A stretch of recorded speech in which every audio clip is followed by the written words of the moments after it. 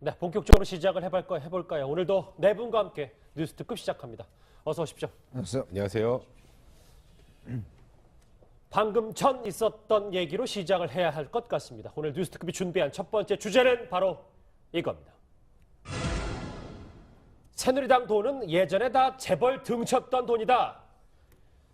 전직 대표가 지금 당에 침을 뱉었다는 얘기부터 시작을 해야 될 것 같습니다. 이 김무성 전 대표가 방금 전에 오늘 오전 기자회견을 열어서 창당 뒤에 신당 창당을 심각하게 고민하고 있다고 말했습니다. 민영수 원장님, 예. 이 얘기를 들어볼 텐데 이 정도면 사실상의 창당 선언입니까?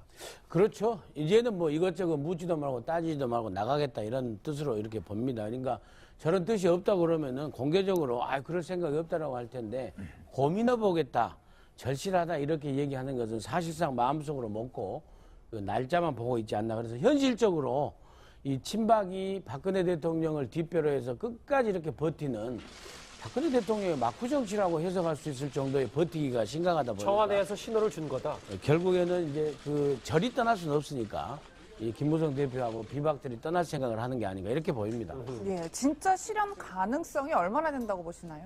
저렇게까지 얘기해서는 또 뭐 이제 김무성 대표에 대해서는 늘 그 꼬리표처럼 따라붙어 다니는 게 30시간의 법칙이니까 또 언제 유턴하는 거 아닌가 뭐 이렇게 좀 그 삐딱하게 볼 수도 있겠습니다만 요번에는 뭐 달리 저거를 번복하는 순간 아마 본인 정치 생명이 그걸로 끝난다고 봐야 되고요. 예. 저는 왜 하필 오늘일까? 왜 하필 오늘일까? 이거 며칠 늦춰서 해도 뭐 그다지 상관없는 거 아닙니까? 예. 당장 뭐 오늘 내일 탈당하겠다는 얘기 아니지 않습니까? 왜 하필 오늘이었을까? 요번 금요일날 원내대표 선거가 있기 때문에 오늘 한 거죠. 왜냐하면은 어제 이제 정진석 원내대표가 사퇴하면서 예. 당원 당규상에는 일주일 내로 신임 원내대표를 뽑게 돼 있으니까 다음 주 월요일까지 뽑으면 됩니다. 예. 그런데 이거 친박에서 말이에요. 금요일날 뽑겠다고 한 거예요. 땡겨서. 그러면 그만큼 비박이 고민하고 뭐 할 시간을 뺏겠다는 건데 만약에 비박에서 여기 원내대표의 후보를 내면요. 원내대표 후보 내고 나서 떨어졌는데 탈당한다? 좀 모양새가 이상하잖아요. 그렇지 않습니까? 누가 봐도. 그러니까 지금 그 비박 내에서도요. 몇몇 의원들은 내가 원내대표 나가야 될지 말아야 될지 좀 알쏭달쏭해야 하는 의원들이 있거든요. 실명은 이 자리에도 밝히지 않겠지만. 그러니까 김무성 대표가 그거를 선제적으로 차단하는 의미에서 오늘 좀 서둘러서 기자회견을 자청한 게 아닌가 보여집니다. 속보 한번 읽고 넘어갈게요. 군 검찰과 기무사가 북한의 해킹 관련 사이버 사령부를 압수수색했다 이런 속보가 나와 있습니다. 자세한 소식이 있으면 더 전해드리도록 하고요. 다시 김무성 전 대표 얘기로 시동을 걸어보겠습니다. 김 전 대표가 오늘 또 하나의 좀 의미심장한 얘기를 했습니다. 이 친박이든 비박이든 500억 재산 때문에라도 당을 포기할 수 없다 이런 언론 보도가 참 많았었는데요.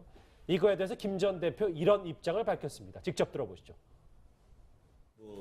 언론에서 재산 싸움을 한다 이렇게 이 보도를 하는데 그런 생각은 전혀 없습니다. 당을 해체하면은 그 재산은 모두 국고에 귀속이 됩니다. 과거 전두환 독재 정권 시절에 재벌들을 등쳐가지고 형성한 그런 재산이라는 점을 부끄럽게 생각을 하고 국가에다 헌납해야 된다는 생각을 가지고 있습니다. 저희가 더 주목했던 부분이 저 부분이거든요. 네. 그러니까 신당 창당을 고민 중이라는 말보다 더 새누리당의 지금 500억 자산이 다 전두환 정권 시절, 독재 정권 시절에 재벌들 등쳐서 돈 돈이다. 전직 대표까지 지낸 분이 저런 얘기를 했다는 건 뭔가 속내가 있는 거 아니겠습니까? 일단 뭐 그 천막 당사 시즌 2를 하겠다는 그런 의미겠죠. 예. 그리고 이제 새누리당 같은 경우는 지난 차떼기 땅 2004년도에 보면 차떼기 땅 때 그때 이제 당사와 연수원을 팔았습니다. 그게 상당히 당사가 여의도 당사가 꽤 그 건물이 컸거든요. 이제 그걸 팔고 하면서 결국 이제 그때 당시에 그렇게 모든 재산을 내려놓음으로 해서 이제 나름대로 재건에 성공을 했는데 지금 현재 남아 있는 재산은 이제 그 중앙당은 이제 지금 임대가 들어가 있는 것이고 예. 나머지는 이제 주로 지방 시도 지부당 예를 대구나 부산 같은 경우에 독자인 건물을 갖고 있습니다. 예. 그런 건물 때문에 지금 재산이 한 550억 정도 이렇게 되거든요. 근데 지금 이제 그 나와서 원내 교섭단체를 구성하게 될 경우는 또 국가 보조금이 있습니다. 이제 그렇기 때문에 아마 지금 현재로서는 뭐 크게 어떤 그 재정적인 문제 나와도 어느 정도 이제 국가에서 보조를 받으니까 그런 면들을 생각하고 일단은 풍찬 노숙을 좀 하겠다는 것이죠. 그러니까 예. 더 이상 이제 웰빙당으로서의 어떤 기존의 새누리당 이미지를 좀 벗고 뭔가 그래도 좀 야성이 있는 그런 여당 이런 걸 한번 해보겠다. 그게 아마 김무성 대표가 지향하는 당의 어떤 구체적인 모습이 아닌가 이렇게 보여집니다. 그러니까 그거 지금 이현정 의원님 말씀하셨던 앞으로 계획이면 신 의원님 네. 이게 새누리당이 그러니까 그만큼 자기가 전직 사령탑이었는데 그만큼 돈도 썩었다 뭐 이런 얘기를 진짜 얘기하는 거예요? 그렇죠. 그리고 지금 이랬습니다. 지금 친박과 비박이 집안 싸움을 하지 않습니까? 당권을 둘러싸고 그러면 둘 다 이게 진흙탕 싸움이 됩니다. 이전 투구라고 말이 좋아서 뭐 사자성어로 하면 이전 투구라고 해서 뭐 그럴 듯하게 들릴지 모르겠지만 이게 예. 우리말로 옮기면 개싸움 아니에요. 예. 진흙탕 개싸움 아닙니까? 그럼 진흙탕 개싸움을 하면요 친박과 비박 어떤 그 대처 대조표가 나오냐 하면요.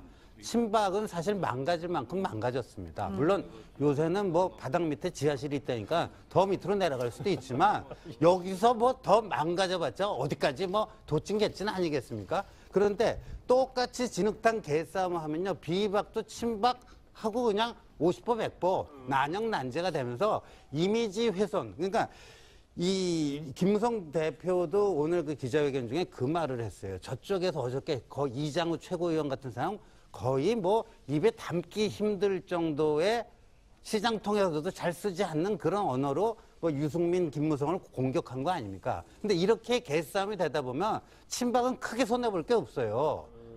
친박이 더 신경 써야 될 국민적 이미지가 남아있나요?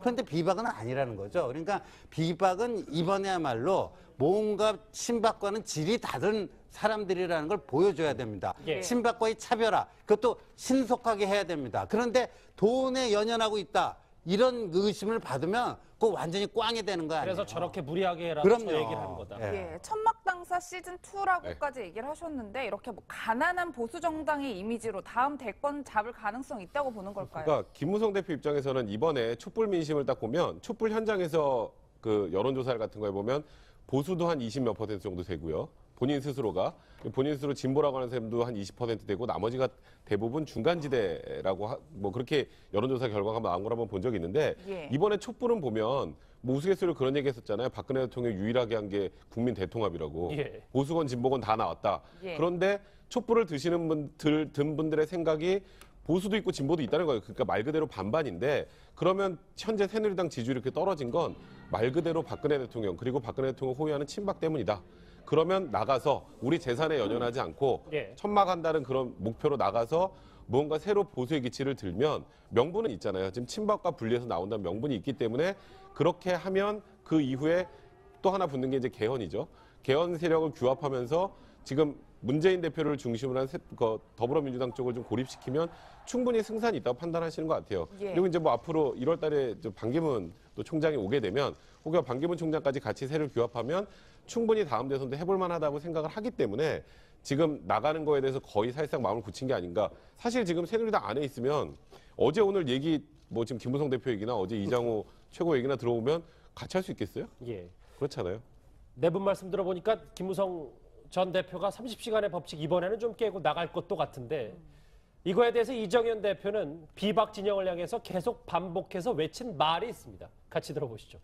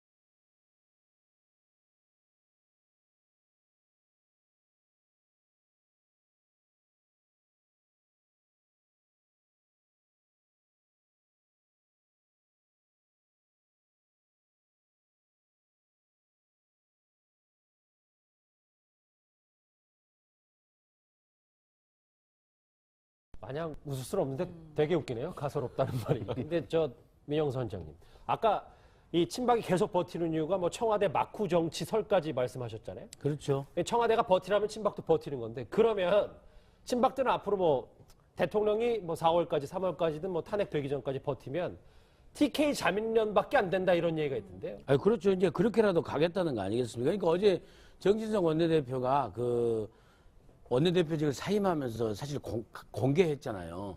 마지막으로 이정현 대표하고 둘이 박근혜 대통령하고 그 3자 대면을 했는데 20분 동안 박근혜 대통령이 억울하다고 얘기를 하더라. 예. 그 얘기는 뭡니까? 나는 억울하고 잘못한 거 없고 최순실이 한 명 내가 잘못 부리고 이런 불찰이고 이러기 때문에 나는 끝까지 가겠다. 그것을 이정현 대표는 탄핵도 반대하는 거고 끝까지 이 새누리당의 이 진박들을 모아가지고 버티겠다라고 하면서 TK 자민련으로 가겠다는 메시지로 받아들이고 그걸 온몸으로 실천하고 있는 거예요. 그렇기 때문에 이런 형국이 이전 투구 형국이 올 수밖에 없는 거고 이런 형국에서 좀 비박이 저는 좀 지혜로워야 된다고 생각을 합니다. 그러니까 떠날 때 떠나더라도 인간적으로 그동안에 솔직히 그렇지 않습니까? 그 진박처럼 소화적인 의리에 지금 있을 상황은 아니죠. 사회적인 대외적인 명분을 쥐고 있지만은 떠나면서도 지난 10여 년간 박근혜 대통령과 함께했고 박근혜 대통령 때문에 따뜻한 양지에서 엘빙 정당 요원으로 살았던 세월을 생각해서라도 인간적으로 박근혜 대통령을 막 매도하고 돌팔매질하면은요, 그건 결국에 본인들한테 누워서 침 뱉기가 되는 거예요. 그냥 깔끔하게 나오는 게 깔끔하게 정리하고 이렇게 나오는 것이 좋다고 생각을 합니다. 말씀하셨던 것처럼 깔끔하게 나오려고 하더라도 이제 이 신당 창당을 하면 친박들은 별 위력이 없을 거라고 평가하고 있습니다. 오늘 친박의 이장우 의원 이렇게 얘기했습니다. 그런데 김무성 대표가 당을 만들어도 뭐 김무성 대표의 리더십이 그동안 검증이 됐기 때문에 그분을 뭐 따라 나갈 수 있는 의원이 저는 많지 않다고 보고 있습니다. 대표 최고위원 할 때 모 언론사에서 비선 실세 문제가 나왔을 때 언론이 보도한 문건을 위해 산적한 국정 현안이 미뤄진다거나 국가 리더십을 흔드는 그런 시도는 절대 있어서는 안 되겠다. 이렇게까지 막 발언한 분이에요. 네, 김무성 전 대표를 따라 나갈 수 있는 의원이 많지 않다고 본다 이렇게 말을 했는데 어떻게 보셨나요? 뭐 좀 희망사항이겠죠. 안 나갔으면 좋겠다는 뭐 희망사항인데. 그러니까 그렇지 않습니까? 이게 정당에서 볼 때, 이 하나의 국가를 운영할 때, 지금 보면은 이장우 의원이 자꾸 이야기하는 건 뭐냐면 계속 모든 책임을 이제 김무성 대표한테 돌려요. 그러면 사실 지금 보면 핵심 친박이 누굽니까? 바로 자기들 아니겠어요? 그럼 자기들은 뭐 했습니까, 그동안? 핵심 친박이란 이정현, 그 다음에 이장우 이런 분들은 그럼 과연 그렇게 농단 활동한 그냥 가만 보고 있었나요? 저는 그런 문제가 좀 문제가 된다고 보여집니다. 그러니까 그런 면에서 본다면, 하여튼 친박 입장에서 본다면 어쨌거나 김무성 대표를 좀 고립화시켜서 최소화하겠다는, 지금 뭐 일단 나가서 만약에 이제 원내 교섭단체 정도는 일단 구성을 해야 되지 않습니까? 만약에 김무성 대표가 움직이는데 원내 교섭단체 정도가 안 됐다. 이러면 상당히 문제가 있는 것이고, 그런 걸 최대한 하여튼 막아보겠다라는 어떤 그런 발버둥이라고 저는 보여집니다. 발버둥이군요. 잠깐 속보 하나 다시 짚고 넘어갈게요. 울산 예비군 훈련장에서 폭발 사고가 났는데요. 20여 명이 부상을 당했습니다. 원인은 알 수 없는 폭발이라고 소방당국이 얘기하고 있는데 18명이 화상을 입었고 5명이 지금 급히 울산대 병원으로 이송이 됐습니다. 안타깝게도 1명이 중상인데요. 추가 소식 들어오는 대로 더 속보 확인해 봐야 될 것 같습니다.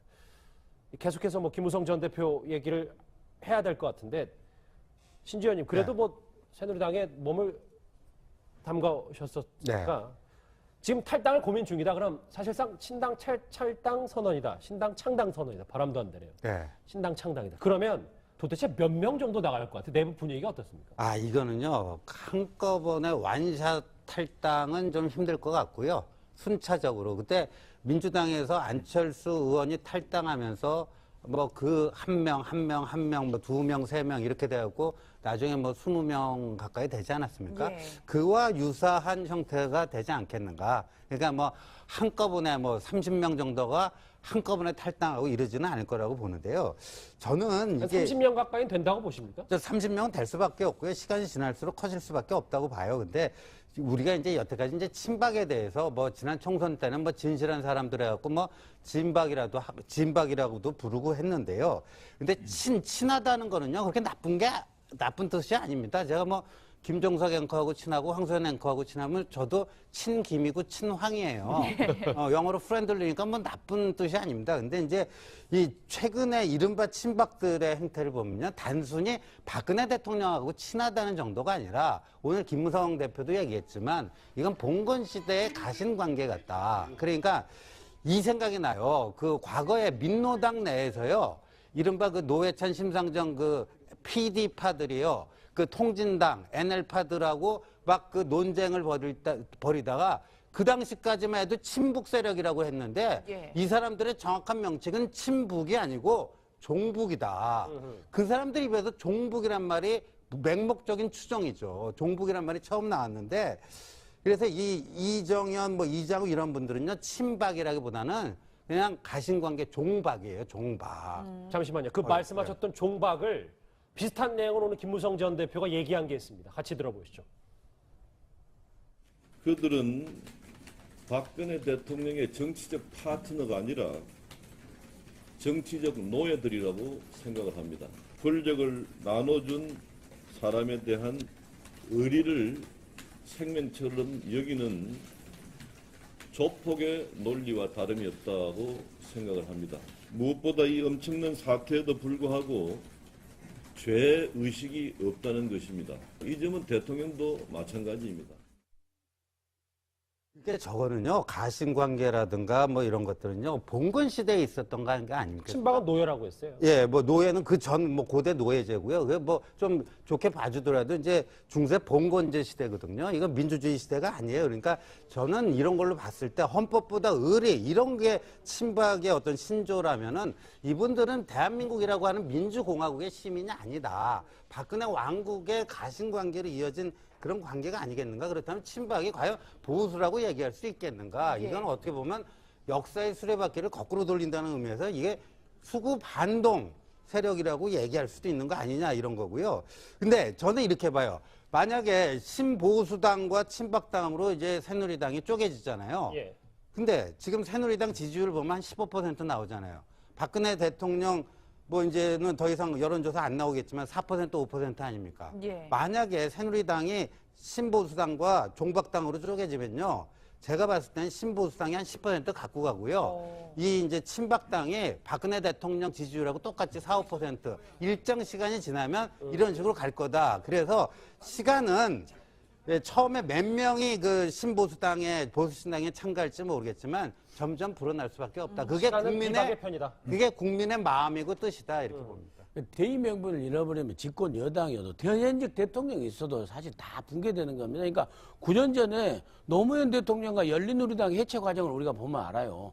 그때 당시에도 노무현 대통령 완전히 국정을 갖다가 전부 실패해서 해가지고는 맨 처음에 천정배 장관이 탈당을 하고 그다음에 김한길 의원이 20명을 잇고 탈당을 하고 그다음에 또 4개월 있다가 정동영 대통령 후보마저도 나중에 탈당했지 않습니까? 그때 노무현 대통령이 엄청 정동영 장관에게 탈당 못하게 이렇게 하고 나중에 진노를 했거든요. 예. 그래도 그때 한 5, 60명을 끝까지 부여잡고 친노 열린우리당을 갖다가 버틴 사람이 지금 정세균 의장입니다. 그렇지만은 그 소수가 나와서 원내 교섭단체를 만드니까요. 나중에 60석의 열린우리당도 나중에 다 그쪽으로 흡수 통합됐어요. 그러니까 친박이든 비박이든 그런 전례를 갖다가 집권 여당의 9년 전에 그런 그 해체 과정을 좀 교훈 삼아서 잘 선택을 해야 될 거예요. 잠깐 이 영상 볼게요. 2년 전 영상인데 친박 비박에게도 이런 시절이 있었나 싶은 분들 많을 겁니다. 지금 말했던 주인공들이 싹 다 나옵니다. 화면 보시죠.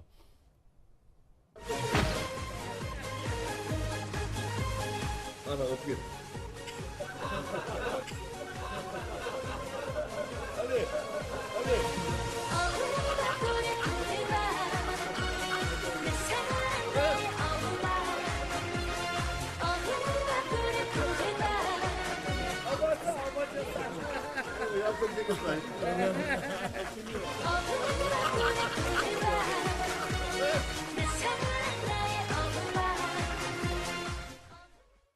야, 이제는 역사 속에 묻힐 영상이 된 것 같아요. 네, 다시 신당 창당 이야기로 돌아가 보면 사실 유승민 의원의 거치에 가장 많은 관심이 쏠리고 있는데 탈당은 없다 이렇게 선을 그었단 말이에요. 사실 어떻게 봐야 될까요? 탈당은 없다라고 그 단정적으로 그걸 듣는 분들이 있을까요?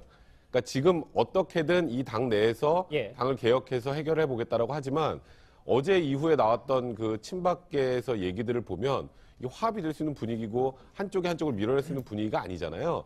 결국 유승민 의원도 지금 친박계에서는 김무성 대표, 유승민 의원은 뭐 출당하겠다는 얘기까지 나오는 상황에서 결국은 함께하기 힘들 것 같은데 그래도 유승민 의원은 좀 늦게 나올 가능성이 높은 것 같고요. 결국 그리고 키를 유승민 의원이 쥐고 있는 건 지금 비박계에서 그나마 그래도 대선 주자 후보군의 몇 퍼센트건 이름이 올라와 있는 건 유승민 의원 하나예요.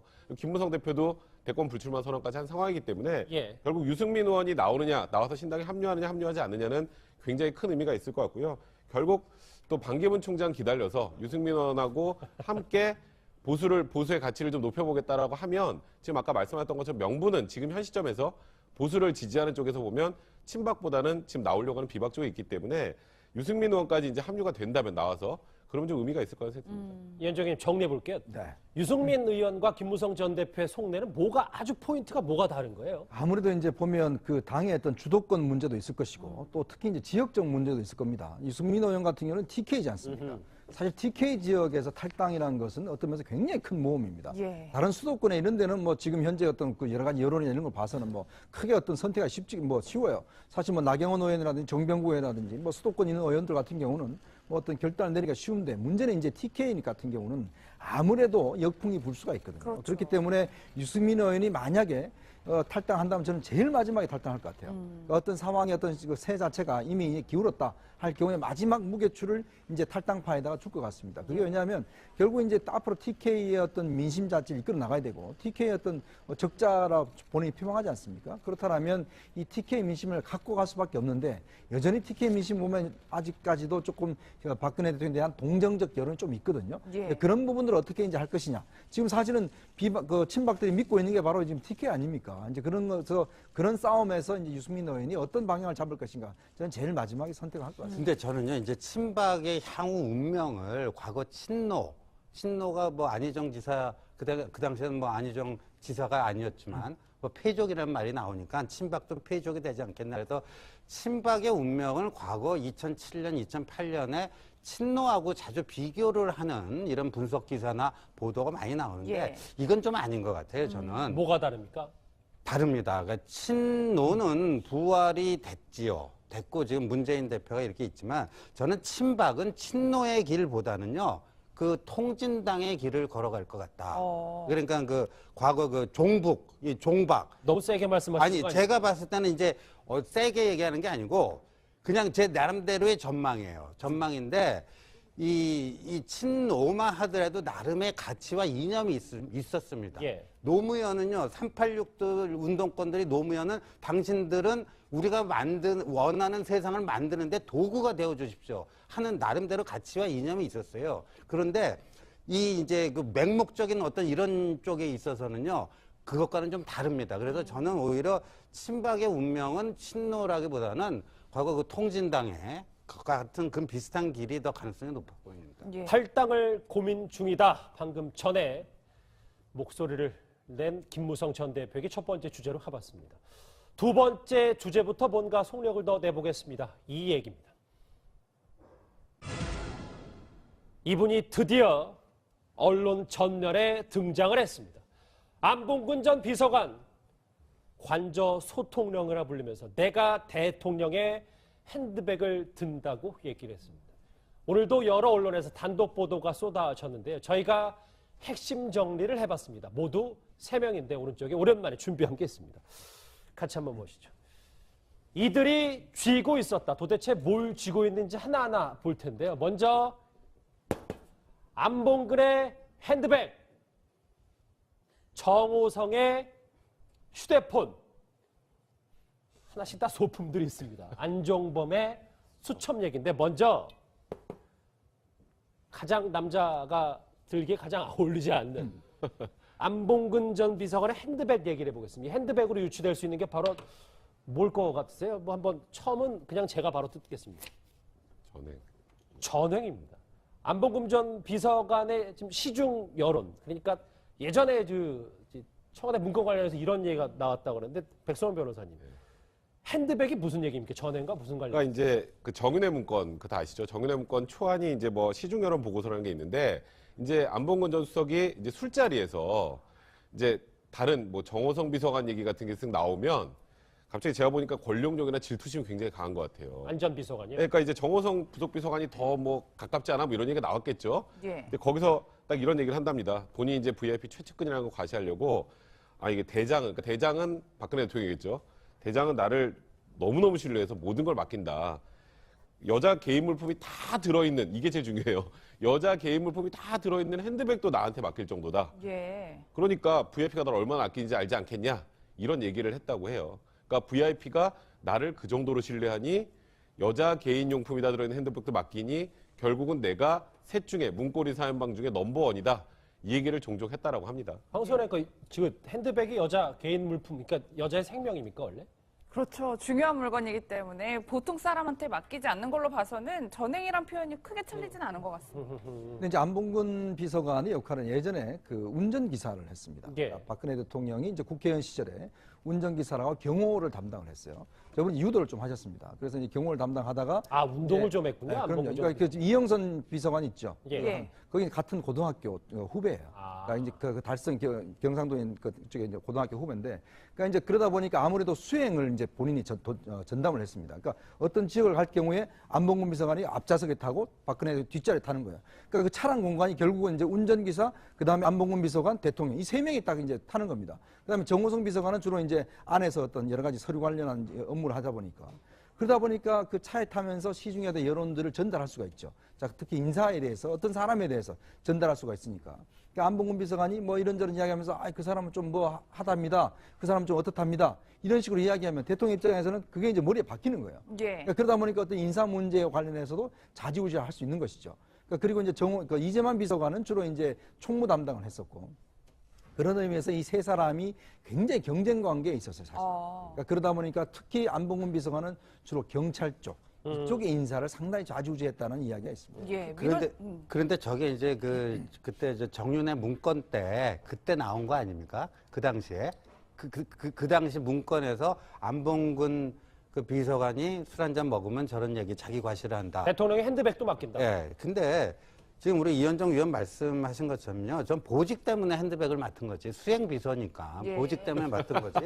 뭐 3인반 중에 뭐 가장 신뢰해서 맡긴 아니 거다. 본인은 그렇게 생각하는 거 아닙니까? 그러니까 그런 게 이제 자기 과시죠. 예. 이제 술자리에서 자기 과시인데, 이게 이제 박 대통령 국회 시절에도요. 어떤 일이 있었냐면 제가 이거 몇 차례 목격을 한 건데, 이제 국회 본회의장에 이제 입장을 하게 되면 수행비서들은 같이 그 회의장에 못 따라 들어가게 돼 있습니다. 그러니까 수행비서들 보통 이제 바깥에서 다 방에 가서 대기하고 있다가 의원이 이제 본회의장 퇴장할 때 그때나 나오는데, 이제 안봉근 비서관의 특징은 말이에요. 본회의가 뭐 몇 시간씩 계속 진행되는데도 그 본회의장 바깥에 그 복도 있지 않습니까? 로텐더 홀이라고 하는데 거기에 계속 서 있습니다. 실제로 신 의원이 보셨어요? 여러 차례 봤어요. 계속 밖에서 대기합니다. 대기하는데 참 재밌는 장면은요. 친박 의원들이 용무 때문에 본회의장을 들락달락 하다가 안봉근 당시 수행비서를 보면요. 먼저 찾아가서 인사를 하고 친한 척을 하고 합니다. 먼저 찾아가서. 예. 국회의원씩이나 되는 분들이 먼저 찾아가서 막 안봉근 비서관한테 반갑다 뭐 하고 막 이렇게 합니다. 예. 그 이유가 뭔지 저는 참 궁금해갖고 제가 친박 의원한테 한번 물어봤거든요. 뭐였나요? 뭐라고 그러냐면요. 전화권을 쥐고 있기 때문에 그렇다.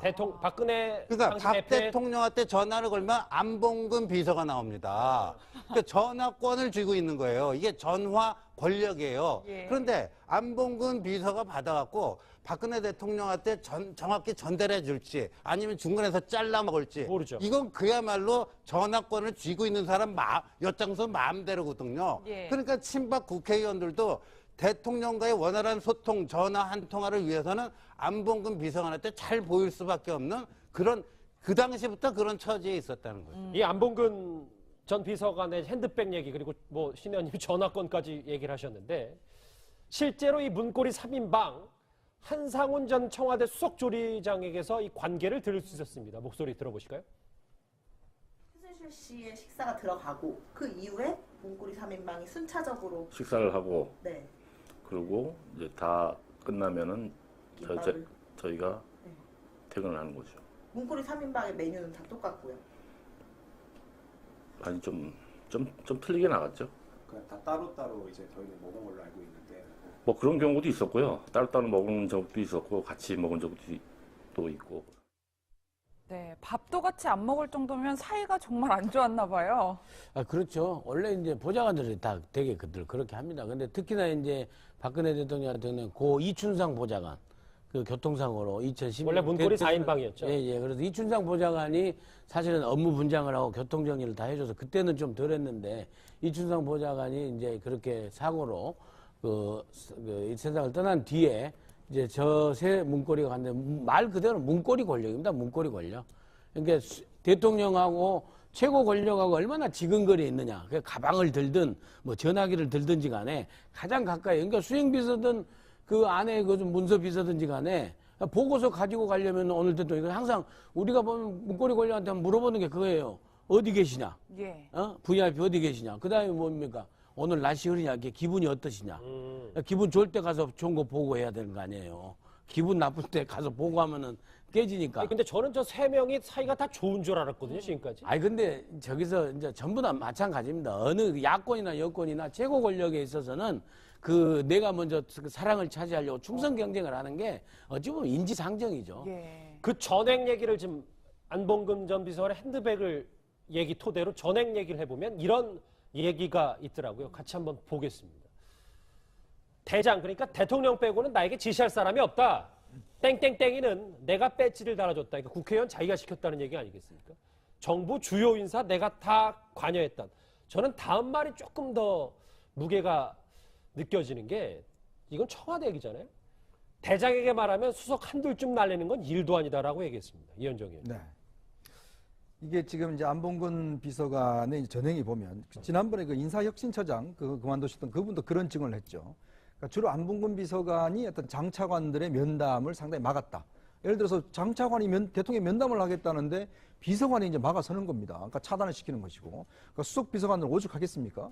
왜냐하면 이제 이 유리하게 이 세 명만 사실 관절을 수시로 그냥 들락날락 하기 때문에 대통령 면담할 수 있는 그 어떤 권한을 가지고 있는 것이죠. 그렇다 보니까 수석 비서관들 중에서도 정말 이제 자기들한테 잘하는 우병우 민정수석 같은 이런 사람들은 이제 수시로 대통령한테 면담을 시켜주고 그렇지 않는 사람은 이제 차단시키는 거예요. 그러면서 슬쩍슬쩍 대통령한테 아니 뭐 요즘 비서관은 뭐 좀 뭘 하답니다라고 이제 안 좋은 이야기를 하는 겁니다. 그럼 대통령 입장에서는 대통령은 직접 대면을 안 하잖아요, 사람들을. 그러면 그걸 통해서 듣는 거죠. 그러면 선입견이 있잖아요. 저 비서관은 요즘 뭐 일도 잘 안 하고 뭐 이 집에도 전화권을 갖고 있었으니까 뭐 한다 이야기 하잖아요.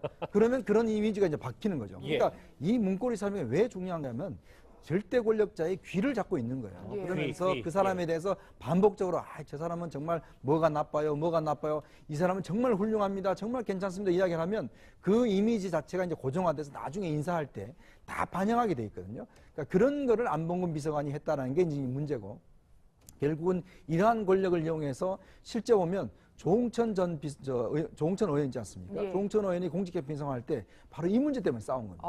그러니까 조홍천 비서관이 이제 파고 들어간 거예요. 이 안봉근 비서관이 하도 이야기가 많으니까 도대체 어떤 전횡을 이제 파고 들어가 보니까 경찰 인사에 막 좌우하니 그거 이제 갈등이 빚어진 겁니다. 확실히 3인방 중에는 가장 좌충우돌은 맞는 거네요. 왜냐하면 이제 그 안봉근 비서관이 좀 운동도 하고 나름대로 힘도 좀 있고 하기 때문에 나름대로 좀 다른 분들하고는 좀 달라요. 그러다 보니까 아무래도 조금 거기서 이제 경호도 하고 있다면 대통령을 직접적으로 이제 차단할 수 있는 사람이니까 상당히 다른 사람들한테는 안봉근 비서관이 굉장히 위력적이었다라는 증언들이 있습니다. 예. 네, 이렇게 전행을 일삼아 놓고는 정작 지난 청문회 때는 또 출석을 안 했단 말이에요. 그런데 그 불출석 사유가 굉장히 좀 의아하다면서요. 아마 이제 안종범 제 안봉근 비서관 따님이 이번에 뭐 수능 보고 대학 입시 지금 진행 중인가 봐요. 그래서 지금 사춘기에 만약에 저기 국정조사 청문회에 본인의 아버지가 나와서 그런 진술하는 걸 보면 충격을 받고 또 그런 것 때문에 뭐 대학 입시가 좀 문제가 생길 수 있지 않을까. 그래서는 뭐 나갈 수 없습니다라고 거절을 했는데요. 예. 사실 안봉근 비서관 같은 경우에 지금 TV만 틀면 이렇게 얘기가 많이 나오잖아요. 그렇죠. 사실 이렇게 계속 뭐 이렇게 말만 나오고 청문회에 나오지 않으면 계속 이렇게 확대 재생되면서 더 말이 나와서 오히려 제 따님의 그 대학 입시에 더 악영향을 끼칠 가능성이 있거든요. 그러니까 이제 이번에 더 악영향이. 저는 더 그럴 것 같아요. 차라리 이번에 김기춘 시장 같은 경우에도 나오니까 물론 김기춘 시장이 잘했다는 건 아니지만 예. 우병우석하고 비교해 보세요. 우병우석이 지금 뭐 현상금까지 걸려서 그렇게 난리가 나 있는 판국 아닙니까? 그러니까 지금 여기서 계속 거부하면 국회 권위, 국회라는 건 결국 국민이 권력을 준 대의기관 아닙니까? 그러니까 국민들의 부름을 거절하는 거잖아요. 그래도 그렇게 오랫동안 공직자 생활을 했는데 그렇기 때문에 이제는 이런 어찌 보면은 좀 받아들여지기 힘든 사회. 이거 뭐 수능도 다 끝났잖아요, 지금. 그러니까 지금은 이제 뭐 이번에 이제 청문회 다시 할 때 또 요청이 오면 안봉근 예. 비서관은 이제 나와야 되겠죠. 오른쪽에 준비한 거 두 번째 보시겠습니다. 그러니까 안봉근 전 비서관이 쥐고 있던 건 핸드백이지만 정말 쥐고 있었던 건 이 말도 안 되는 전행이었습니다. 두 번째는 이분 아시죠? 이제 박근혜 대통령 메시지 담당이었던 이제 정호성 전 비서관은 이렇게 보시는 것처럼 자세히 보시면 휴대전화를 쥐고 있는데 이제부터 좀 퀴즈를 내야 되겠습니다. 민영수 원장님. 이 뭐 전행 다음에 이거 뭘까요? 뭐 국정농단이지 않겠습니까? 뭐 보시면 워낙 이 최순실 씨하고 대통령 사이에서 메신저 역할을 하면서 또 어쩔 때는 과다하게 최순실 씨 사설 대통령으로 아예 모시면서 최순실 씨의 무슨 비서관처럼 행동을 하는 예. 그런 상황에서 저는 농단. 아이고 맞췄습니다. 오. 답을 미리 보신 거 아닙니까? 예. 요즘 이런 걸 민 원장이 직접 만드시나 봅니다. 이게 왜냐하면 정 전 비서관의 아내가 휴대전화를 버리지 않았다는 게 지금 이 모든 거의 발단인데 왜 안 버린 겁니까 이걸? 그러니까 이게 그 지금 정리를 해보면은 정호성 비서관은 박근혜 대통령이 워낙 업무량이 많고 지시사항이 많고 폭주하다 보니까는 그 업무를 성실하게 수행하기 위해서 일단 지시사항을 갖다 전부 녹음해서 다시 본인이 듣고 이렇게 정리를 해서 이제 하나하나 처리하는 그런 과정이 있었던 것 같고 녹음 자체는 그래서 했던 그 가능성이 굉장히 높고요. 그걸 갖다가 집안에 보관한 것은 나중에 혹시나 대통령이 퇴임하신 뒤에 회고록을 준비한 게 아니었느냐. 예. 근데 이게 정말 화근이 된 거죠. 본인으로서는. 근데 그리고 회고록을 쓴다고 전 내용을 넣을 수는 없는 거 아닙니까? 아니 그래도 이제 저기서 그때 당시에 기록 어떤 날짜가 어떤 지시가 있었고 하는 걸 갖다가 전부 다 기억을 확실하게 하기 위해서 충분히 그 보관할 가능성은 있는데 그것이 아니면은 이렇게 중요해서 이렇게 국정농단의 증거가 될 이런 사항들을 갖다가 보관하고 있는 특별한 이유를 발견할 수는 없죠, 사실. 사실 이번에 네. 검찰이 최순실의 국정농단을 밝혀내는데 가장 1등 공신이라고 할 수 있는 게 정호성 전 비서관의 휴대전화였잖아요. 네.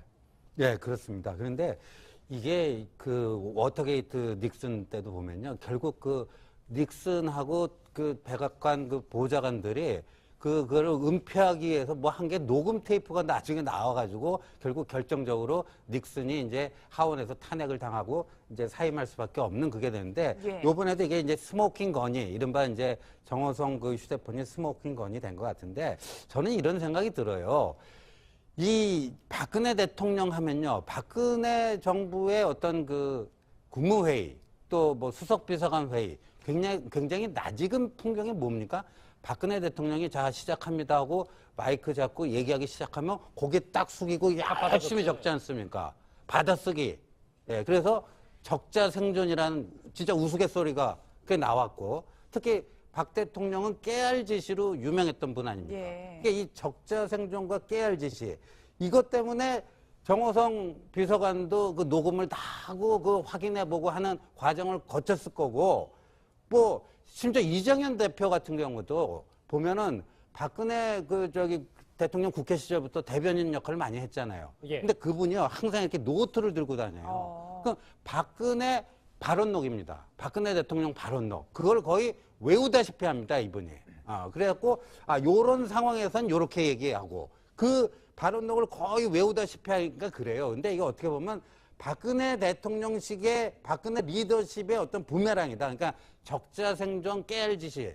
그게 좋다고 생각하고 그렇게 했는데 이게 부메랑이 돼갖고 스모킹 건으로 지금 돌아와 버린 거예요. 아니 아까 잠깐 그래픽으로 나갔었는데 이현정 의원님. 네. 그러니까 저는 이런 구체적인 정황이 있는지 처음 알았는데 출국 전에 순방 전에 기자회견 하라니까 아예 그런 전례가 없는데요. 그랬더니 쓸데없는 소리 하지 말라고 했던 게 이게 진짜 있었던 일이라면서요. 그러니까 이걸 보고 누가 농담으로 그렇게 이야기하더라고요. 이 최순실이 없었으면 큰일 날 뻔했다고. 그러니까 그때 국정원 댓글 사건이 일어나고 난 다음에 이제 그 대통령이 4주째 이제 그 어떤 이제 수석 비서관을 하지 않았습니다. 예. 그리고 바로 그 다음에 순방 일정이 잠겼어요. 그때 뭐 야당도 막 굉장히 반발하고 여러 가지 문제에 대해서 의혹 제기를 하고 이제 굉장히 심각한 상황이었어요. 그런 상황에서 대통령이 이제 나가려고 그러니까 최순실가 갑자기 이제 정호성한테 연락한 거죠.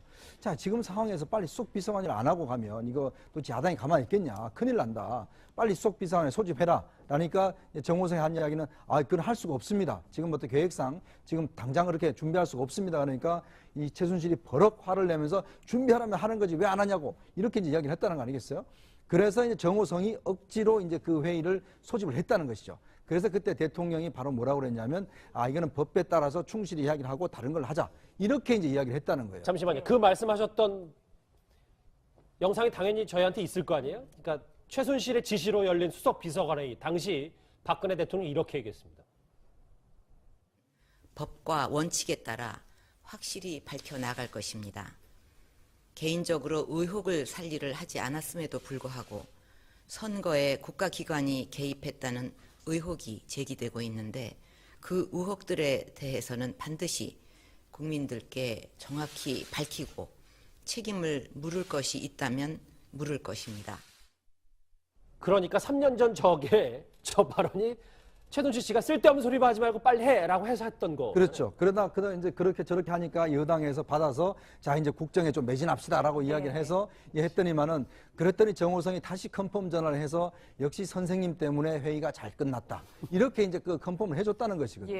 그런 걸로 보면 최순실 씨가 말이죠.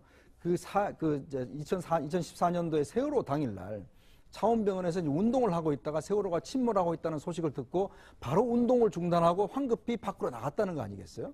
그러니까 이것도 보면 이렇게 막 갑자기 이제 대통령이 아무 회의도 안 하고 가버리면 문제가 생긴다 보니까 막 빨리 전화해서 회의를 열으라고 이야기를 한 거 아니에요? 상식적 추론으로는 최순실 씨가 다 진짜 조정을 하고 그런 걸 보면 오히려 최순실 씨가 이 어떤 정무적 감각은 굉장히 뛰어났다라고 이야기할 수가 있는 거죠. 그러니까 시중의 여론을 빨리 하여튼 반영할 수 있는. 그러니까 만약에 최순실 씨가 이 회의를 소집을 지시 안 했다면 대통령은 순방가고 상당히 여야 간의 어떤 충돌이 빚어질 수 있었던 그런 장면입니다. 자, 이 얘기를 쭉 하다 보니까 검찰이 진짜 수사를 하면서 어떤 생각을 했는지도 궁금한데 검찰이 이런 얘기를 했어요. 저는 오늘 보도 중에 이게 제일 흥미로웠던 것 같아요. 내부 관계자가 남편이 최순실이고 아내가 대통령이고 그리고 문고리 4인방이 다 이제 그 슬하에 있는 사촌인가 보더라고요. 민영은 선생님, 저라면 최순실 대통령의 영부인이 박근혜 대통령이란 얘기 아니겠어요?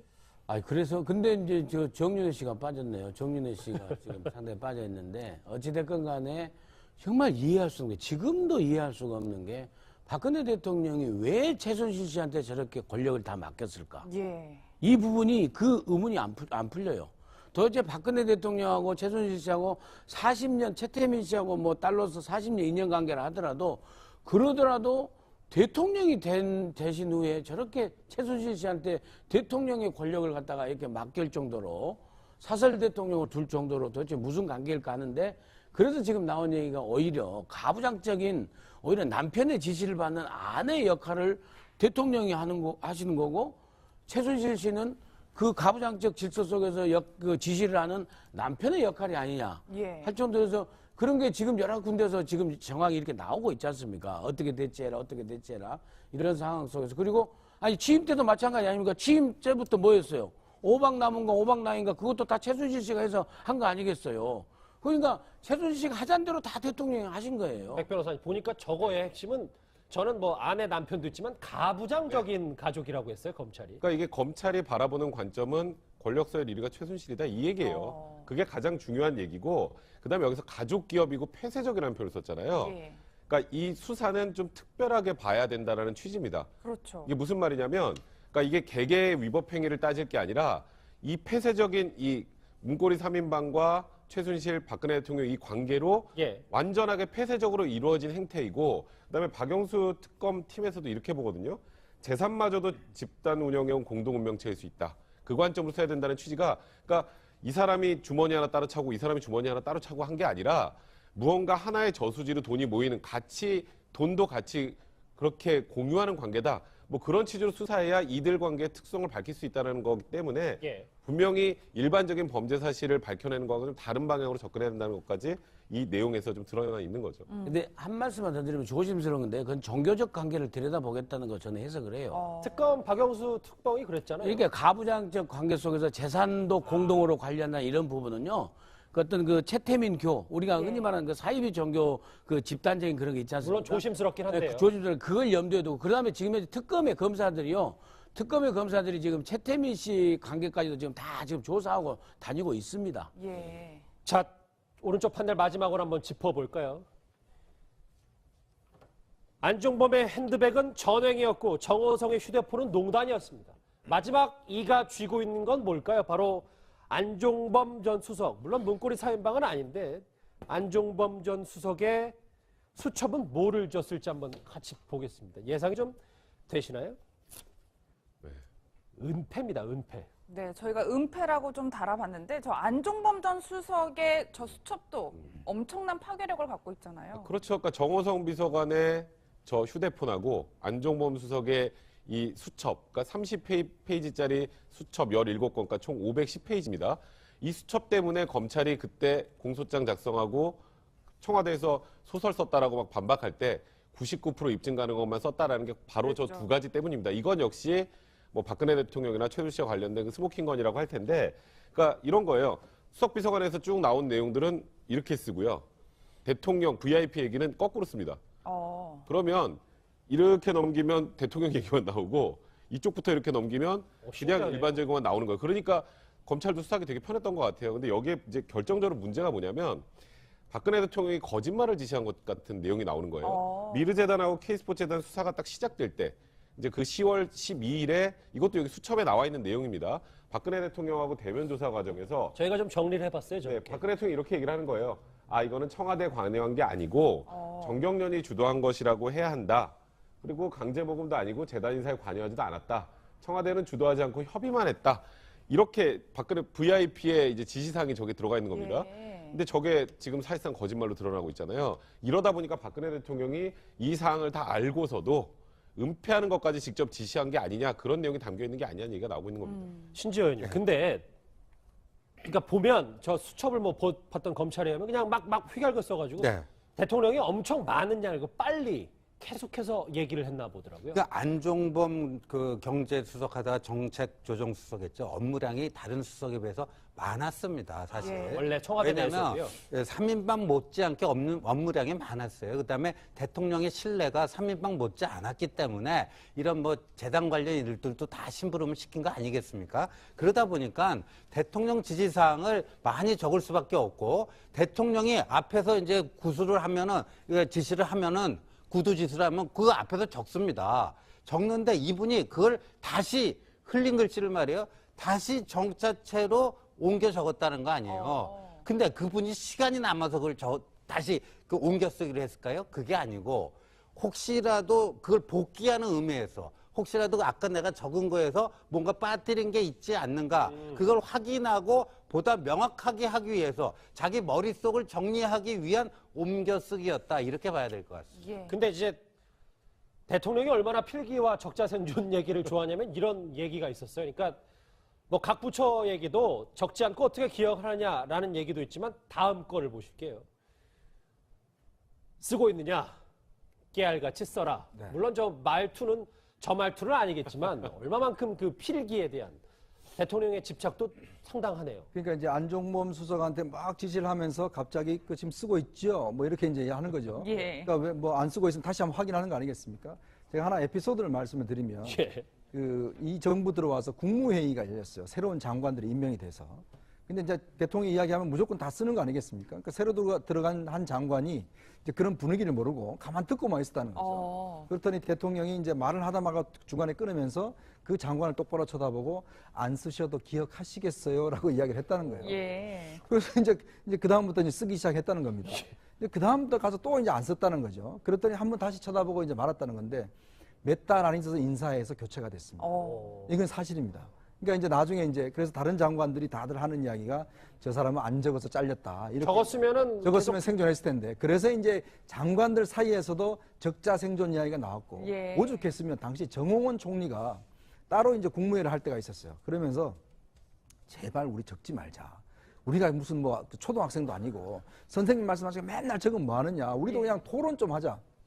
그래서 정홍원 장관이 장관들한테 그 부탁을 했어요. 적지 말고 우리가 토론 한번 해보자. 근데 대통령 바로 회의하자마자 그 이야기는 난데없이 가고 계속 적기만 했어요. 그러니까 그만큼 대통령이 뭐냐면 이게 좀 일방적인 게 있는 거예요. 내가 이야기하는 거 적어야 되는 거 아니냐. 이거는 지시다. 토론이 없다. 이 회의는 지시. 왜냐하면 이거는 만기칠남이고 내가 모든 것을 다 알고 모든 걸 지시하면 당신은 수행하는 것이지 그것에서 가타부타하는 것은 아니다라는 그러한 어떤 이제 관료관, 예를 들어서 그러한 어떤 가치관을 가지고 있었기 때문에 결국 이런 일이 이제 벌어진 것이죠. 근데 이제 뭐 이런 핸드폰, 휴대폰하고 수첩 때문에 다 나중에 부메랑이 돼서 지금 이 최순실 농단도 이제 조금씩 밝혀지는 거 아니겠습니까? 신지혜 의원님. 네. 박근혜 대통령이 이제 여당 대표 시절에도 이렇게 적는 거에 대해서는 집착이 좀, 수첩공주 별명이 있었지만 네. 남에게도 그런 게 좀 있었나요? 근데 이제 박 대통령이야 그때 좀 다른 그 측면이 있습니다. 왜냐하면은 그 이제 박근혜 대통령이 2002년에 당시 그 한나라당에서 탈당을 합니다. 탈당을 하는 이유가 뭐냐면 이회창 제왕적 총재 때문에 당내 민주주의가 말살되고 있다. 예. 그래서 당내 민주주의의 말살 이거를 걸면서 탈당했다. 10개월 만에 다시 이제 대선 직전에 복당을 하는데 그 이후에 이제 한나라당 당 대표가 됐을 때도 굉장히 민주적인 리더십을 강조를 합니다. 그러니까 그런 식의 아마 그때도 뭐 최순실이 어떻게 이제 조언을 했는지는 모르겠지만 이게 대통령 정치라는 것도 하나의 그 연기거든요. 어떻게 보면 연기인데 그때 연출자가 그렇게 요청을 했는지는 몰라도요. 그 당시에는 이렇게 좀 민주적인 리더십을 좀 강조하는 편이었어요. 그런데 이게 이제 점점 말이에요. 이게 최고 권력으로 가까워지니까 이 권력 중독이 들고 뭐 하면서 일방적인 이제 상하 관계. 그래서 인수위 시절부터 이런 징조가 나타났거든요. 인수위 시절 때 말이에요. 어떤 얘기가 있었냐면 대선 공약 그대로 다 지키면 나라 살림 거덜난다. 따라서 인수위가 할 일은 뭐냐? 대선 공약 중에서 조금 뭐 아닌 거는 좀 칼질을 하면서 정말 꼭 필요한 것만 하도록 하는 그거다. 이런 얘기들이 있었고 그 여론들이 들끓었습니다. 근데 대통령 그 당선자죠. 그 어느 날 갑자기 딱 나타났더니 뭐라고 한 말씀 딱 하시냐면 내가 약속한 거면 여러분들은 지켜야 된다. 딱 거기서 딱 정리를 해버린다고. 그러니까 그런 식의 어떤 사고방식이 원래 대통령에게는 굉장히 강했다. 그렇게 알겠습니다. 자, 대통령 얘기까지 해봤는데 또 그럼 자연스럽게 다음 주제로 넘어갈 수 있을 것 같습니다. 주제 먼저 확인해 보죠. 최순실은 나와 눈도 못 마주치던 사람이었는데 대통령의 뒤늦은 배신 타령 얘기를 해볼까 합니다. 이 탄핵소추안이 지난주 금요일에 가결된 이후 대통령은 연일 배신감을 토로하고 있는 것으로 전해졌습니다. 이 얘기를 해보기 전에 제 뉴스 서두에 단독으로 보도해드렸던 얘기부터 먼저 꺼내야 될 것 같습니다. 민영 선장님. 네. 그러니까 세월호 7시간 그 올림머리 파문의 주인공이었던 이제 정 원장이 오늘도 청와대로 출근을 했단 말이에요. 근데 대통령은 직무정지 상태고. 그렇죠.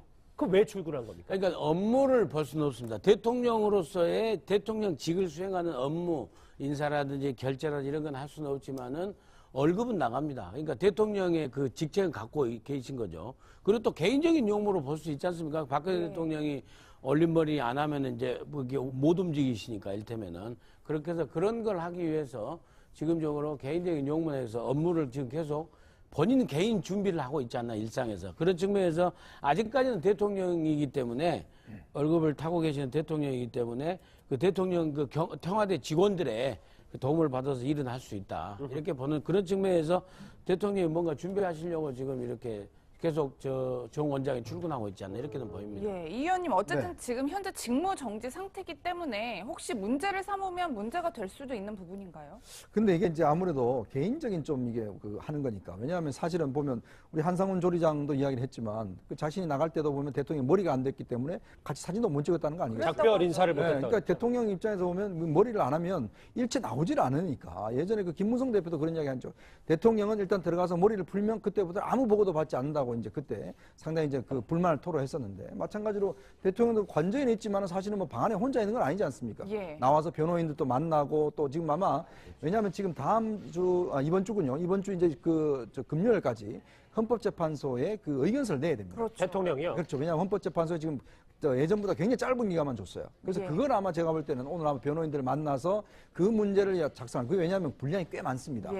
열 몇 가지에 대해서 각 부분에 대해서 대통령의 어떤 소견서를 다 내야 됩니다. 그런 걸 하려면 변호인을 만나야 되잖아요. 그 변호인 만나는데 그냥 머리로 안 가시잖아요. 올림머리 해서 만나셔야 되니까. 그래서 오늘 아마 이제 미용사가 들어간 걸로 보이십니다. 예, 뭐 청와대로 출근하는 모습, 만약에 목소리가 들린 대로 저희 채널의 취재진이 한번 다 얘기를 해봐야 되겠습니다. 이제부터 저 화면 같이 보실게요. 저 얘기를 해봐야 될 것 같은데 저도 저 대통령의 목소리로 직접 듣고 싶은 마음이 굴뚝 같은데 일단 전원을 통해서 대통령이 저런 얘기를 했습니다. 최순실은 진짜 나와 눈도 못 마주치던 사람이었는데 대체 어떻게 이렇게 됐냐라고 하는데 백성무 변호사님 뭐 법조인이시니까 이거를 저 맥락을 어떻게 받아들이는 게 제일 편합니까? 사실 지금 뭐 최순실 씨는 내 눈도 못 마주쳤던 사람 그리고 내 시녀 같은 사람인데 그런 사람 때문에 나라가 이렇게 됐다. 시녀는 아직 확인이 좀 안 됐더라고요. 그것도 이제 일단은 이제 그렇게 언론 보도를 통해서 만약에 그 얘기가 사실이라면 그 피눈물이 났다고 다 일맥상통하는 얘기입니다. 그러니까 본인은 죄가 없다. 억울하게 내 한참 밑에 있었던 내 눈도 잘 못 마주치던 최순실이 이렇게 알아서 막 뭐 돈을 해먹고 나라 국정을 농단했다라고 한탄한다는 취지인데요. 저는 이게 뭐 법적으로 보면 앞으로 탄핵 부분도 있고 특검 부분도 있는데 거기서 지금까지 일관되게 유지해왔던 거 박근혜 대통령은 항상 선의라는 말 많이 썼잖아요. 본인은 선의로 했는데 최순실이 어쨌건 본인 모르게 이런 행동을 했다라는 거 강조하는 거 하나. 또 두 번째는 정책으로 보면 그런 것도 있는 것 같아요. 저번 주 토요일 날 촛불 집회 보수 단체에서 또 맞불 집회 했잖아요. 예. 박사모 쪽에서. 그러니까 본인 지지자들한테 호소하는 거. 그러니까 나 이렇게 억울하다. 억울하게 난 지금 내 자리에서 이렇게 물러날 수밖에 없는 상황이 됐다는 걸 호소하는 측면이 두 가지 있는 것 같고요. 그러니까 박근혜 대통령은 명확하게도 지금까지 계속 얘기를 하는 건 나는 억울하다인데 제가 하나 꼭 말씀드리고 싶은 건 이게 지금 좀 전에 우리가 맨 앞에 했던 거 기억을 해보시면 알겠지만 뭐 일단 뭐 기자회견을 하라는 둥, 뭐 수석비서관회의를 열라는 둥, 거기다가 대통령의 일정까지 다 알고 대통령이 뭐 최순실 씨가 가방 들려면 가방 들어주고 그리고 이 사람 꽂으라면 이 사람 꽂아주고 했는데 그게 시녀인가요? 그걸 시녀라고 볼 수 있나요? 예. 아니, 상궁 정도. 상궁이죠. 상궁 이상이죠. 어떻게 보면 박근혜 갑자기 뭐 대통령 궁중의 급가를 얘기할 건 없고. 위에 있는 사람의 얘기나 마찬가지인데 저는 그래서 박근혜 대통령의 얘기가 이게 진짜 사실이라면 언론 플레이라는 생각이 듭니다. 아, 언론 플레이다. 지난 대국민 담화 때도 박근혜 대통령 이런 비슷한 맥락의 얘기를 했습니다. 같이 집중해서 들어보실까요? 그 과정에서 특정 개인이 이권을 챙기고 여러 위법 행위까지 저질렀다고 하니 너무나 안타깝고 참담한 심정입니다. 주변을 제대로 관리하지 못한 것은 결국 저의 큰 잘못입니다. 대통령은 저에게 자신의 억울함을 20분 이상 호소했습니다. 수척해진 대통령의 얼굴을 보면서 마음이 아팠습니다. 네, 억울함을 20분이나 토소했다고 하는데 네. 박 대통령 정말 최순실 씨의 본 모습을 몰랐다 이렇게 봐야 될까요? 저는 둘 중에 하나입니다. 1번 아니면 2번입니다. 1번은 뭐냐면 박근혜 대통령은 바보였다 이거예요. 왜냐하면 40년 동안 최순실이 옆에서 그렇게 호가호위하면서 속된 말로 이거저거 다 헤쳐먹는데 전혀 40년 동안 그 눈치도 못 채고 순화를 있다가 할게요. 지금 이것저것 다 뭐 저 농단을 하는데. 네, 농단을 하는데 그 정도로 무감각하고 세상 물정 모르고 사람 보는 눈도 없었고 정말 이랬다. 근데 이게 김기춘 실장이요. 나 최순실 몰랐다 한 거랑 똑같은 거예요. 사실 어떻게 몰랐겠어요. 그러니까 김기춘 실장도 나중에 존재는 알았다. 이렇게 뭐 증거 드림이니까 시인한 것처럼 1번이 이거고요. 2번은 거짓말이에요. 거짓말인데 이거는 이게 이제 박 대통령의 이 나는 최순실이 이런 사람인지 몰랐고 나는 철저히 농단당했고 농락당했고 눈도 못 마주쳤다는 얘기를 네. 계속 하잖아요. 네, 이거는 이제 거짓말이라고 보는데 제가 이제 얼마 전부터 이제 권력 중독에 대해서 좀 이렇게 공부를 좀 하고 있는데요. 예. 이게 권력 중독도 한 10단계 정도 있더라고요. 예. 근데 이제 마지막 단계에 오면요. 어느 정도까지 이 권력 중독이요. 모든 중독 중에서 제일 중독성이 강하더라고요. 이 알코올 중독, 약물 중독보다 더 강한데 맨 마지막 단계 가면요. 어떠한 일말의 죄의식이나 죄책감도 못 느낍니다. 예. 그런 정도로 가고요. 잘 되면은 내 덕분이고 안 되면 다 남 탓입니다. 이게 이런 저희 의식 상태에 빠지는 아주 그 위험한 건데요. 제가 봐서는 이거는 박 대통령께서는요, 1차, 2차, 3차 담화도 다 그랬지만, 예. 우리가 거짓말을 할 때 좀 안쪽 그 찝찝한 구석이 있잖아요. 그게 없는 상태예요. 이 정도로 그게 심화가 되면. 알겠습니다. 뭐 좀 그런 거 아니겠 싶네요. 아니, 이렇게 엄중한 시국에 웃으면 안 되는데 갑자기 또 재밌는 말을 하셔가지고. 박근혜 대통령의 이러한 심리가 정말 궁금하신 분들이 참 많을 텐데 그래서 저희가 심리 전문가에게 대통령의 이런 발언을 직접 분석해 봤습니다. 같이 들어보실까요?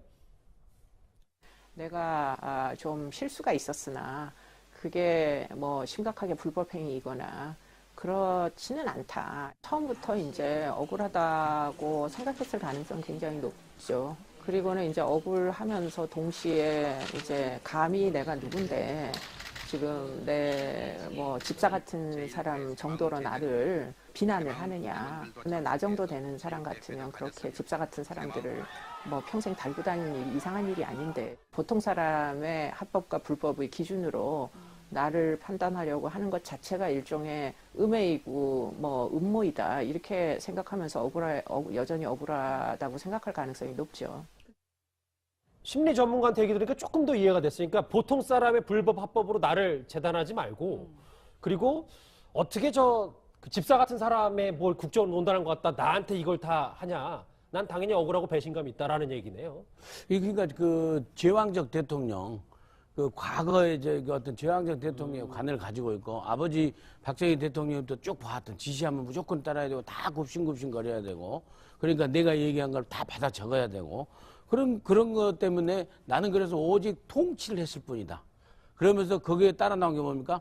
사적으로 내가 하나도 안 챙겼다. 내가 단돈 1원도 난 챙기지 않았다. 최경환 의원도 그 얘기했잖아요. 단돈 1원 얘기. 단돈 1원도 안 챙겼다. 대통령은 이런 얘기가 그런 게 다 맥락이 닿는 거죠. 그래서 굉장히 억울하다고 생각한다. 그리고 그걸 또 다르게 해석하면은 법률적 무죄 주장을 하는 변호사의 조력을 받고 끝까지 법률적 무죄 주장을 하기 위해서 나는 정당한 업무 수행이었다. 단 내가 불찰이 있었을 따름이다. 이렇게 이제 얘기할 수 있는 거고 또 그걸 갖다가 우리 신지호 의원이 제시한 그 틀로 보면은 거짓말이라고 할 수 있다라고 볼 수 있지만 1번으로 보면은요 정말로 속아서 할 수 있다. 그러니까 최순실 씨의 그 얘기 있지 않습니까?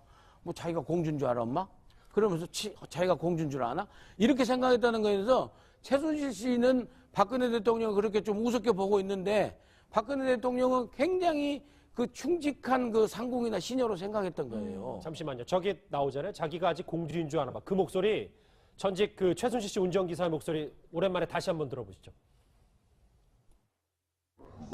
순식이도 많이 하는데 막 떠들래. 내가 봐서 그런 거 같아. 뭐가 어떻게 그런데 뭐 기억은 내가 나가지가 않아. 그렇구나. 이거 뭐 아침부터 자기가 공주인지 알아 봐? 뭐라고요? 엄마하고 같이 있을 때도 하고 자기 혼자 있을 때 자기 혼자 뭐라. 이거 뭐 자기가 아주 공주인지 알아 봐? 저 엄마는 저 엄마. 자기 아주 공주인지 알아 봐?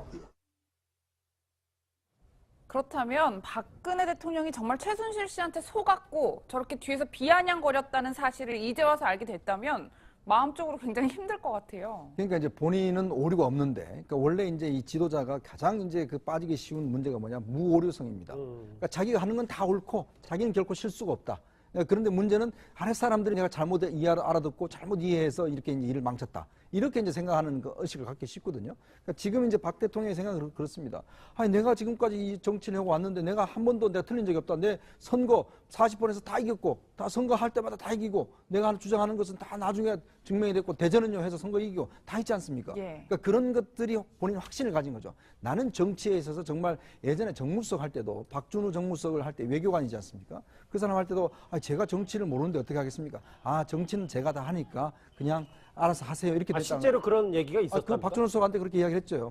자기는 정치 모르는데 어떻게 정무수석 하느냐 그랬더니 정치는 제가 알아서 하니까요. 그냥 다른 일만 하세요. 이렇게 이야기했다는 거 아니겠어요? 예. 그러니까 그런 면에서 보면 박 대통령의 사고방식은 나는 오류가 없다라는 확신이 강한 것 같아요.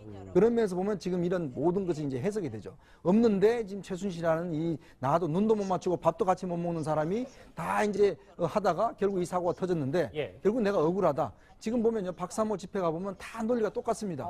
대통령은 정말 잘하고 순수하고 깨끗한데 이 최순실이라는 사람이 나쁜 사람이 잘못해서 했는데 그걸 갖고 왜 대통령이 물러나야 되냐. 우리 대통령 국민이 뽑은 대통령인데 그 논리적 일관성이 지금 친박, 박사모 다 똑같은 논리예요. 그러니까 대통령이 자꾸 이런 이야기 하는 게 뭐냐면 그런 논리적인 어떤 것들을 자꾸 이제 주입시키는 거죠. 친박들 할 수 있는. 그러니까 또 일맥상통한 면이 있습니다.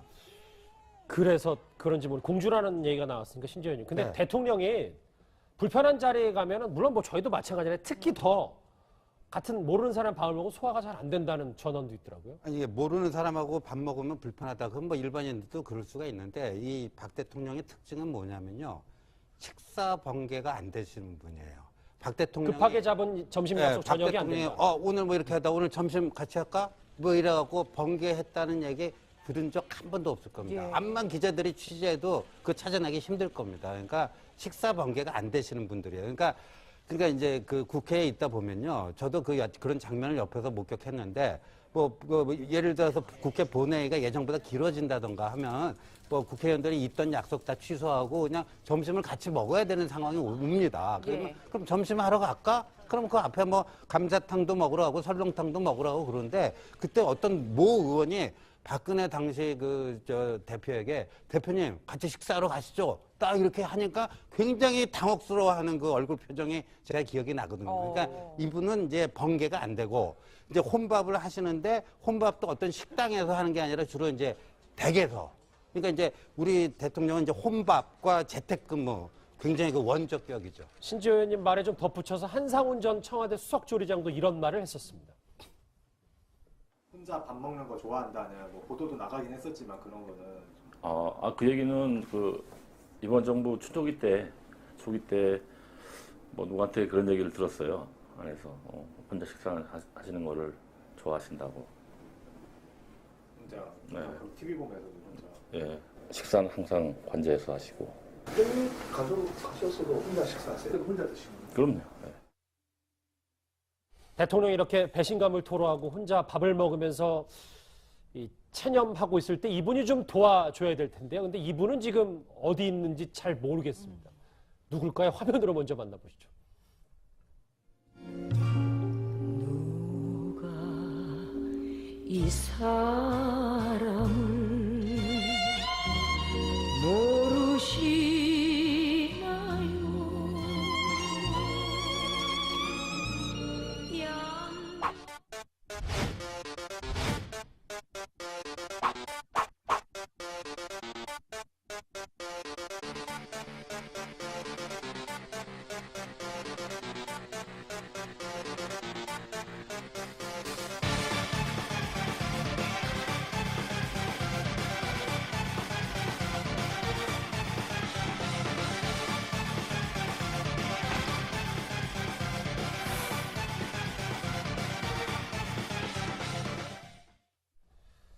시민 현상 수배라는데 그래도 일국의 민정수석이었는데 어떻게 된 건지 진짜 좀 안타깝기도 한데 이현정 의원님. 네. 근데 방금 전에 일부 보도 한 언론의 보도해 보니까 19일에 이 국정조사 나올 수 있다 뭐 이런 얘기가 있더라고요. 예, 국조특위에서 이제 그러니까 국조특위 증인 출석하라는 게 이제 배달이 됐는데 본인이 집에 없기 때문에 전달이 안 됐지 않습니까?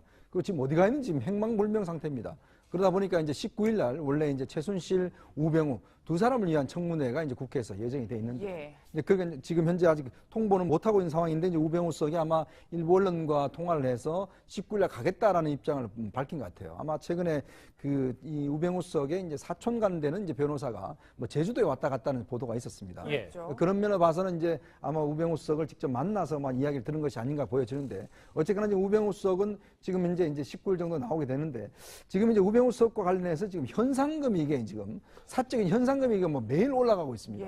원래 이게 이제 그날 안 나와서 이제 이 김성태 국조특위위원장이 이제 그 방송에 출연해서 제가 뭐 100만 원 현상을 걸겠다 이렇게 이야기를 하니까 더불어민주당 안민석 의원은 나는 500만 원 걸겠다. 정봉주 의원 같은 경우는 지금 이게 펀딩을 지금 하고 있어요. 이 현상금 자체를. 계좌까지 만들었어요. 계좌까지 만들었어. 근데 이게 지금 벌써 1,700만 원이 넘었대요.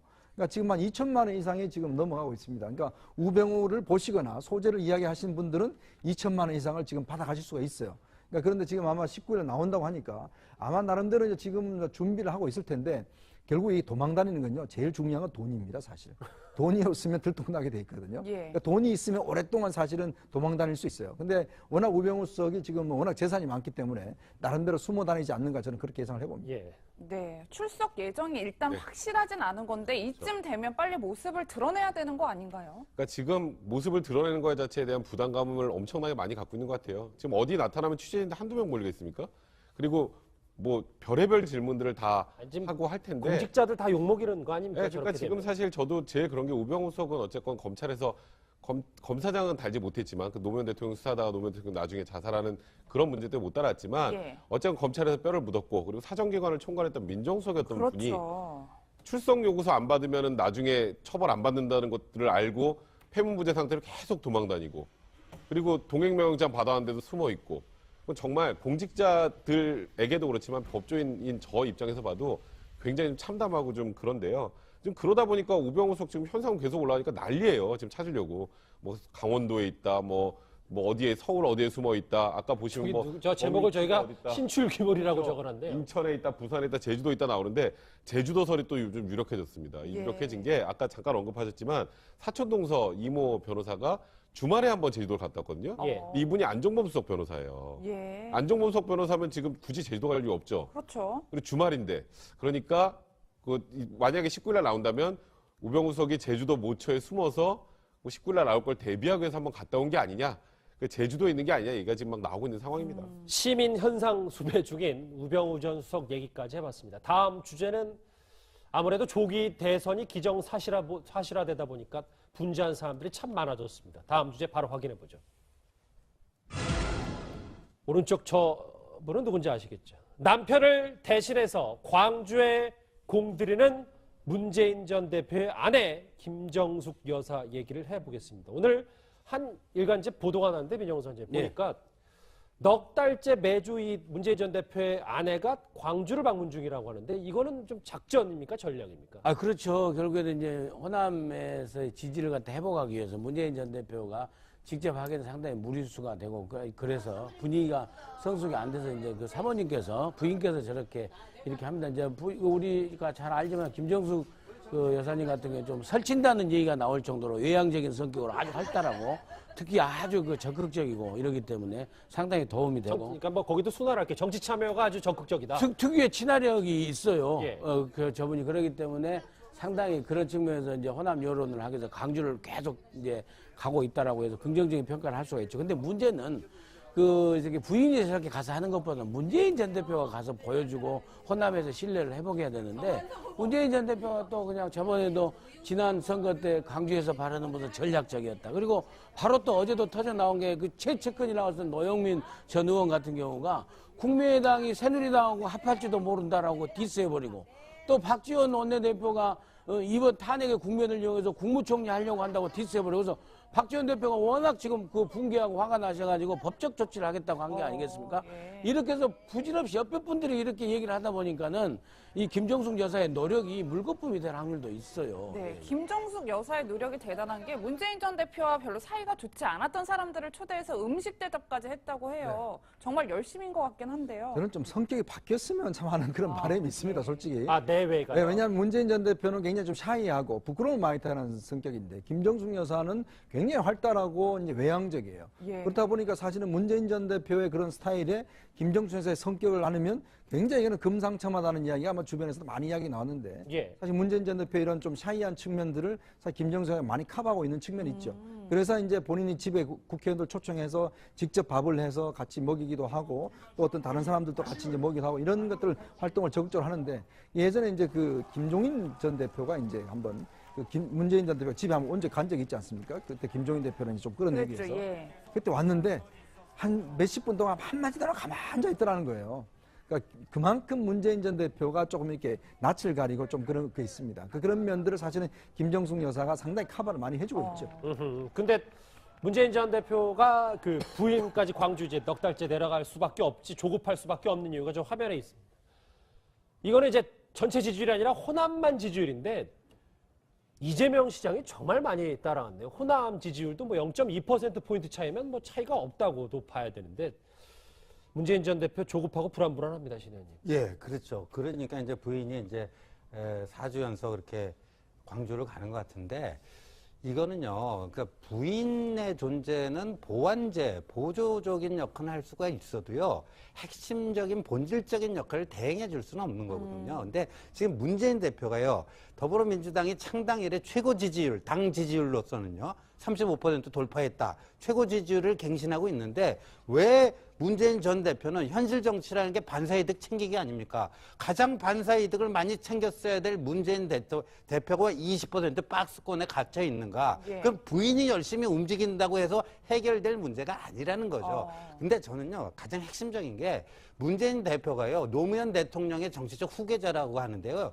제가 봤을 때는 이 기질, DNA가 달라도 너무 달라요. 노무현 전 대통령의 경우에는요, 과감하게 던질 때 던질 줄을 알잖아요. 보면 과거 그 2002년 대선 국면에서도요, 그 정몽준 당시 의원하고 단일화하는데 여론조사상으로는 계속 뒤지는 여론조사가 나오는데도 여론조사를 통한 단일화라고 하는 본인에게 불리한 게임을 받아들이면서 그걸 과감하게 돌파해내는 그런 승부사적인 기질이 있었는데 지금 문재인 대표는 뭐냐면 내가 1위 이거 놓기 싫어. 그러니까 개헌도 하지 말자. 뭐 이런 식의 어떤 기득권 자기 손에 쥔 거를 지키기 연연한 모습으로 보이기 때문에 촛불 국면에서도 좀 그 갈팡질팡 리더십을 보여줬고 그러니까 그 촛불 민심에 그거를 흡수를 못 해내면서 이렇게 박스권에 갇혀버린 게 아니냐 그런 생각이 드네요. 네, 그런데 이렇게 상승세를 탄 이재명 시장도 뭐 어제까지만 해도 머슴팀을 만들겠다 이런 이야기를 하다가 반문연대 제안한 적 없다 이렇게 한 발을 뺐는데 조금 몸을 낮추는 듯한 모습이에요. 몸을 낮춘 측면도 있고 이제 저 요락가락 하면 안 됩니다. 그러니까 저런 부분이 바로 이재명 시장의 좀 불안불안한 부분이라고 할 수 있는데 그러니까 함부로 연대 얘기를 하면은요 1주자에 대해서 본인들이 후발주자라는 걸 인정하는 꼴이 됩니다. 그리고 토끼 2마리, 3마리, 5마리 합쳐봐야 호랑이 1마리 됩니까? 그러니까 결국엔 연대에서 할 것이 아니라 본인이 독자적으로 해서 치고 갈 생각을 해야 된다는 그런 말씀을 함께 드리고 싶습니다. 근데 저렇게 하면은 오히려 언론에 좀 많이 타고 좋은 거 아니에요? 아니 근데 연대를 해서 그러니까 그러면은 문재인 전 대표가 앞서간다는 것을 인정하는 거고 그다음에 반문 연대라는 것이 각자 이익이 다 했는데 하나의 결론을 도출되기가 쉽지가 않는 거죠. 그러니까 말이 또 왔다 갔다 하는 게 그거 자체가 뭐 상당히 좀 데미지가 있죠. 알겠습니다. 네 분과 함께 오늘 뉴스 특급 쭉 달려와 봤습니다. 여러분은 지금 뉴스 특급과 함께하고 계십니다.